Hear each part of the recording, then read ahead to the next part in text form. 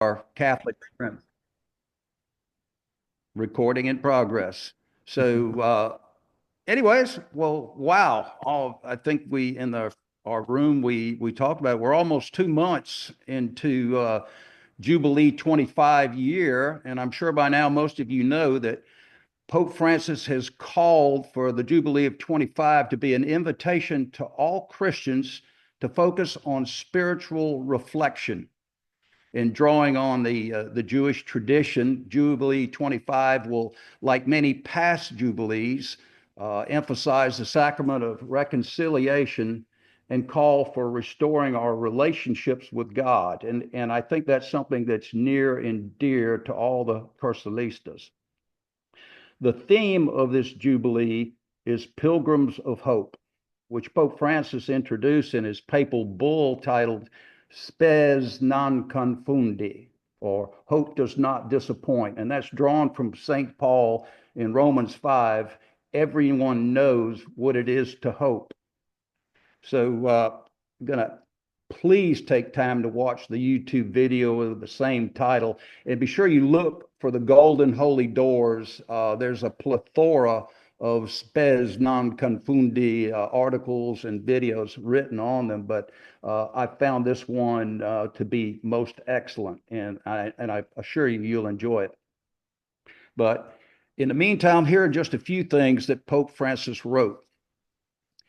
In the heart of each person, hope dwells as the desire and expectation of good things to come, despite our not knowing what the future may bring. Even so, uncertainty about the future may at times give rise to conflicting feelings, ranging from confident trust to apprehensiveness, from serenity to anxiety, from firm conviction to hesitation and doubt. Often we come across people who are discouraged, pessimistic, cynical about the future, as if nothing could possibly bring them happiness. For all of us, may the Jubilee be an opportunity to be renewed in hope. God's word helps us find reasons for that hope. And I think we'll all agree this message seems to be very appropriate for the condition of the United States right now, if not the whole world. The Pope is asking us to be concerned with what's going on in the world and then to make a commitment to do something about it. The harvest is plentiful, but the laborers are few. I think complacency is always the number one enemy of leadership. And everyone here this morning has accepted the commitment that we make. And we have to continue to fight complacency, even though we're on the road. It is Pope Francis' hope that this Jubilee will draw more Catholics towards patience, which he describes as a virtue closely linked to hope. Yet you can feel elusive in our fast-paced world because we're so used to wanting everything now. Jubilee 25 opened on Christmas Eve with a rite of the opening of the holy doors at St. Peter's Basilica in the Vatican, something that Michael just mentioned that he had seen. The holy doors, which were opened at Rome's three other major basilicas, was St. John Lateran, St. Mary Major, and St. Paul's outside the walls. And also in keeping with the very first Jubilee, the holy doors were opened at Rebibbia prison, a Roman prison that Pope Francis has visited several times to celebrate Mass, and he washes the inmates' feet on Holy Thursday. So what is the real significance of opening these doors? These doors are open because they represent the passage to salvation that Jesus opened to all humanity. In 1423, Pope Martin V opened the holy door in the Basilica of St. John for the first time for a Jubilee. For the holy year of 1500, Pope Alexander VI opened holy doors at Rome's four main basilicas. And this tradition obviously now continues each year that a Jubilee is celebrated. At the end of the holy year, the holy doors were formally closed, actually bricked over by masons, a practice which has been modified, obviously, because of the problems in doing that, where you probably remember Francis pounding on the doors. And this was a very heavily televised moment. Uh, so I think that this mirrors the role of Cursillistas because, like the papal action of opening doors, we too open doors as we first inform, encourage, and then invite our candidates to come to a Cursillo weekend. And there, as a community, we with the grace of the Holy Spirit, we see doors open to God, and it's such an amazing experience. It keeps many of us coming back again and again.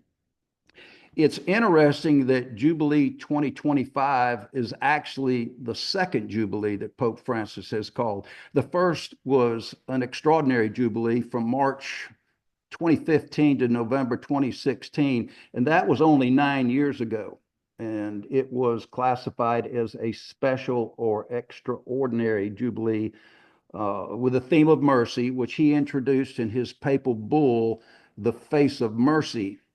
And now he is already planning a third Jubilee in 2033, which is 8 years from now, to celebrate the passion and death and the resurrection of Christ.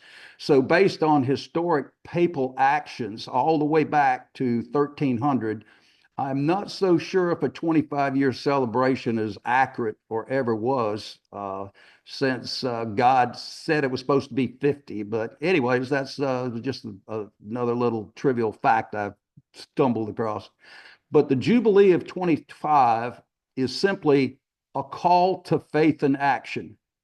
Because as Cursillistas, we know that faith without action is not faith at all. Cursillistas know that this because we are called to action. We're called to active evangelization in a world that's desperate in need of it. By his stripes, we were healed. And it's by our stripes, by the effort that we make for our God, that's how he will know us. Pope Francis calls for signs of hope in the Jubilee year, including the desire to place in the world an openness to life and responsible parenthood, closeness to prisoners, the poor, the sick, the young, the elderly, the migrants, and people. He's all inclusive in these difficult situations. Pope Francis is also calling on the affluent countries to forgive the debts of poor countries that would never be able to repay them, as well as addressing what he calls ecological debt, which he described as connected to the commercial imbalances that have affected our environment for years and the disproportionate use of natural resources by certain countries over long periods of time. And I think we all know who he's talking about here.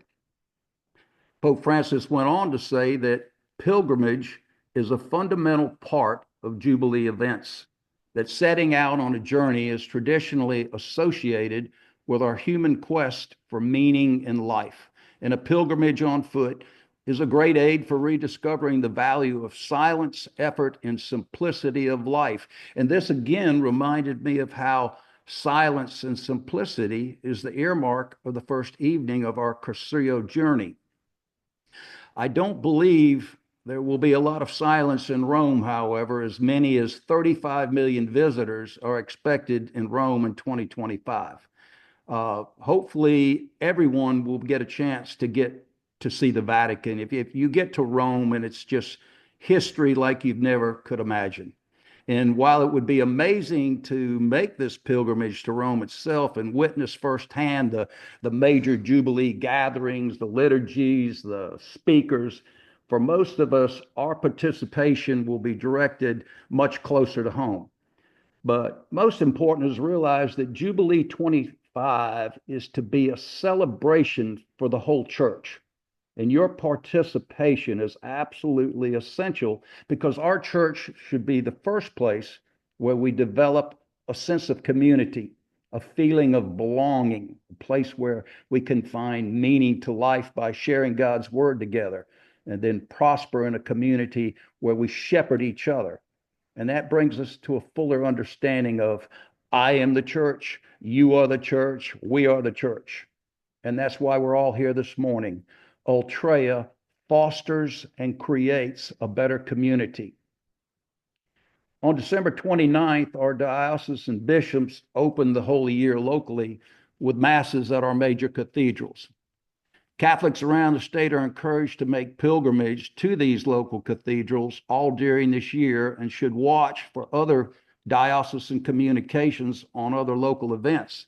There doesn't seem to be a lot of organization throughout the diocese on this. I know that St. Peter's in Columbia, St. John Baptist in Charleston, St. Mary's in Greenville, and St. Mary's of Christian Help in Aiken are the four designated sites.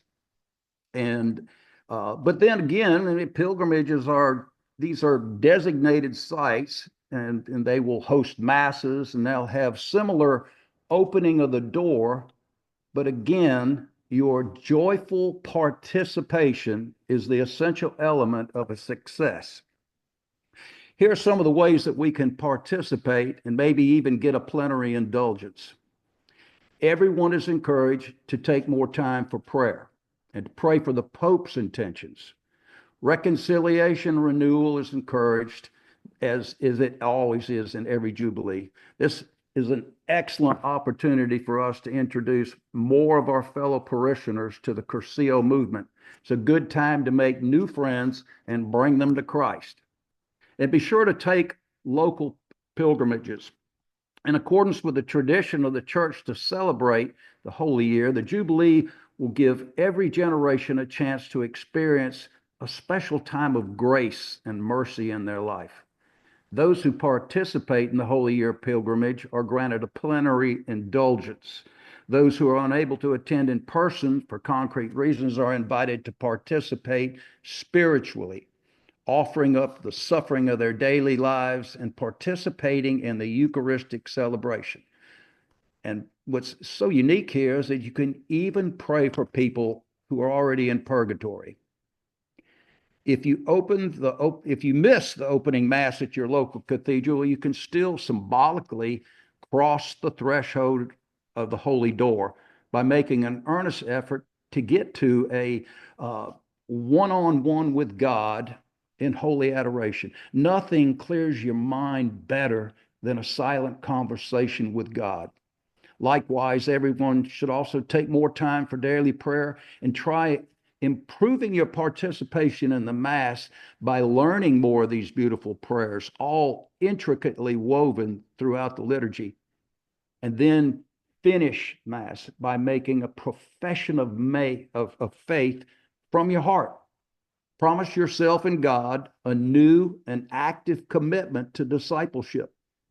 Discipleship is the most basic, yet the most important element of being Christian.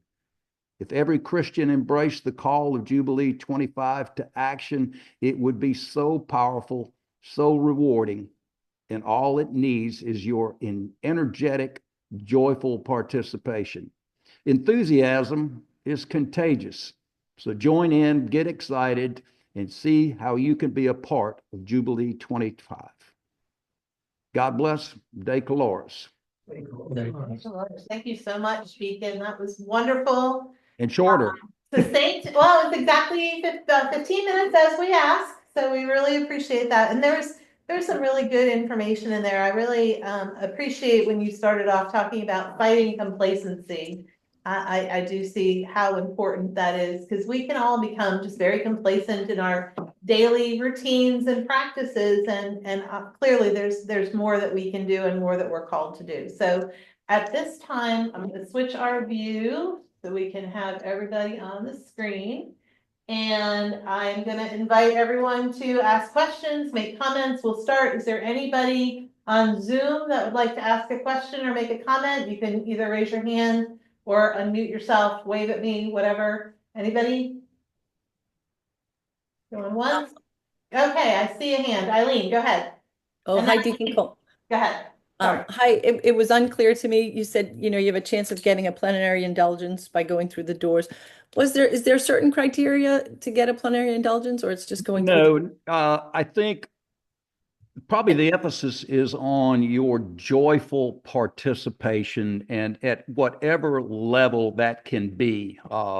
The original Jubilee called for a actual pilgrimage to Rome, and now that's been delegated to diocesan these specific sites that our church has decided that's brilliant. So by making an earnest effort to go to, say, 3 or 4 of these churches, do you have to hit all 4? No. Again, thank goodness we have a very forgiving God, but the actual requirements are kind of left up to the individual as well. So that's not a specific list of things that you had to do. Now, again, reconciliation, communion, prayer, these are all uh, parts of participation that every good Catholic should be doing anyways, but it's emphasized in this Jubilee. And it's like he's trying to reawaken us and get us back to our good habits. Thank you. And I Sorry, I'm also sorry, Deacon. remember, Go I'm ahead. sorry. You can I was finish. going to say, I found it interesting that this plenary indulgence can be done not only on your behalf, but for souls already in purgatory. So, pray for your mothers and fathers, pray for anyone who would need those prayers. Okay, we do have a question here in the room, so I'm going to go to Bob, but I'm also, after Bob's question and your response, Deacon, after that, if you could also share the 4 churches again. But we'll start with Bob's question. Yeah, it's not really a question so much, it's kind of an add-on. I know that here in the state of South Carolina, in the Diocese of Charleston, there was recently a convocation of the priests coming together, meeting with the bishop, and the bishop had kind of expressed kind of a evangelization in the church to improve our evangelization. And I think we're kind of work hand in hand with the Pope's call of, kind of opening the doors to salvation. I think you open those doors to salvation, it's as Cursillistas, it's like our responsibility to, in a joyful kind of evangelization, to bring others through that door as well, and make a friend, be a friend, and bring a friend to Christ. So I think that, what the Pope is talking about with it being a kind of a jubilee of hope, I think we need to share that hope with others through evangelization and can bring others in with it. So I think it kind of fits hand in hand. Yeah, absolutely. Deacon, again, the question in the chat is if you could please repeat those 4 churches and their locations. Well, and then obviously, Paula, I think, have a hand yeah, up after that. sure, Go ahead. sure. The St. John the Baptist in Charleston, our diocese, St. Mary's in Greenville, St. Peter's in Columbia, and St. Mary's of Christian Help in Aiken. Those are the 4. And I have read so many different articles that kind of inferred that, you could go to like holy places like Mepkin Abbey and incur the same benefits of this indulgence. So keep that in mind. I think there's again, there's no specific formula for getting the indulgence. Thank you. Paula, you had your hand up before. Did you still have a question or a comment? It was the same question, the 4 churches, since I'm taking notes. Thank you. Okay. I think I've got them. Great. Anybody else on Zoom? I think we're ahead. also gonna post this talk immediately so you can refer to it, and I think that'll be helpful. And anyone on Zoom, in the chat, Lori shared the bishop's letter on the Jubilee, so you can open that up. I will try and remember to grab it myself and share it after the meeting as well. All right. Yeah. Any other questions, comments in the room? Any other questions, comments on Zoom? Lori, go ahead. So the bishop's letter does list the 4 sites, just for those of you who are scribbling that down, so that I figured it would just be a document you could have.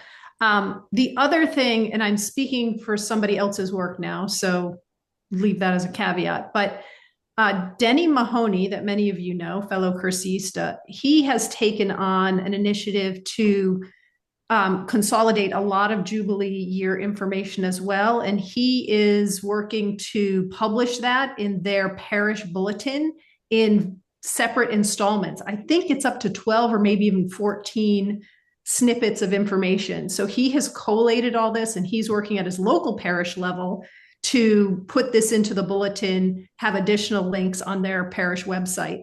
I say that because he's done a lot of legwork to pull a lot of really valuable information together. I, for one, took it and shared it with PBOC, Father Paul, and he's taking a look at it and seeing if he wants to incorporate it. So we probably, Linda, can follow up with, is it completely finished by Denny first? I don't want to share his work until he's ready to do that. But seeing that there's so much interest in learning more, knowing more, and maybe sharing more at our parish level, there is that body of work that Denny's been putting together. So just as a bit of information. Thank you. Lori, did you not find it interesting that here we are 2 months into the 2025, and there's still a lack of discernment of information out there. So your point's well taken. When I started doing these papers, because that's Linda said, hey, I need you to give a talk on this. I said, my gosh, here with these jubilees are so important, and I haven't heard the first thing from the diocese on it. I'll be honest with you. I had the exact same reaction. Deborah and Linda had been meeting about topics for this very meeting for the whole year. And the first question that the 3 of us had was, what really does the Jubilee year mean? And what are we able to do locally, as opposed to just watch somebody walk through the holy doors in Rome? How can we make this part of our lives? Yep. So I think a lot of us have started scrambling, and it was not easy, as you know, doing research just to find things on various websites. It took some digging for sure. And so Denny has gone beyond anything that I've experienced in digging up information, trying to put it together in a story of small increments. So I too was saying the same thing. How is it Jubilee year and nobody hardly even knows what it is or what to do with it? Well, if you were listening to my talk, the history of papal action is, it goes back and forth, Well, you remember God said it in Isaiah at 50 years. The next pope said, no, we're going to do it every 25. And then the next guy went back to 50, and the next guy wanted to do 100, and it has never stopped. And you see Francis, he's got 8 years between 9 years, and there's no 25 at all. So it's confusing. It's all papal action, which is a good thing. Yeah. Donna, we'll take one more question, and then we're going to switch to our discussion of chapter 11. Go ahead, Donna. I just wanted to echo what Lori and Coleman said. Like, there's been nothing that I've really seen in our bulletin here at Our Lady of the Hills, so I've kind of taken it on myself to do some of this. And Lori, what I wanted to know is, how would you get in contact with Denny Mahoney? I don't know that person, so... I'm going to reach out to Denny as a follow-up, because he sent me a recent edit to this body of work that he's doing to find out where he is in terms of it being finalized. But he's already stated to myself and to a few others, he's happy for people to share it. So let's figure out, probably through School of Leaders, maybe how we can post it somewhere or give people access for personal edification or potentially for sharing at the parish level. Yeah, and if he does share that with me, I'll happily share it through my follow-up email that I send out, which will send the link for this doc as well. With anything else, like I said, the video that Deacon Coleman referenced in the beginning, I will share a link to that as well. Mike McDermott, go ahead. Very quick, St. Benedict, Bill Deschak has been putting a piece in the St. Benedict Weekly Bulletin. Last week was the first one. He has 4 apparently that deal with the Jubilee year, and the churches that you go to and what it requires to get the plenary indulgence. So you can go online and just look up the weekly bulletin for St. Benedict if you're interested. Mike, I am so glad you said that because I'm wrong. Denny is working on something else. It is Bill Deschek who has pulled together this educational series. So that is my mistake. I've gotten emails from them both recently, but it is Bill. It's Bill's work, and I don't want to misstate that. But same thing applies. I think we can probably share it. But you're right. It's on their website and available as he rolls it out in that parish bulletin. Okay, I'll reach out to him. We're going to transition now to our discussion of chapter 11. We want to we're a little bit behind. We have those technical difficulties. I appreciate everybody participating and asking questions. Any other questions? If you have questions specifically for Deacon Coleman and you want to put them in the chat, I can share with him. Deacon, I assume you're sticking around for the rest of the meeting, correct? Ma'am, yes, ma'am. Wonderful, wonderful. Okay, so we're going to transition. There are a few questions left on chapter 11. Again, we just decided to, let me stop the recording. We don't need to record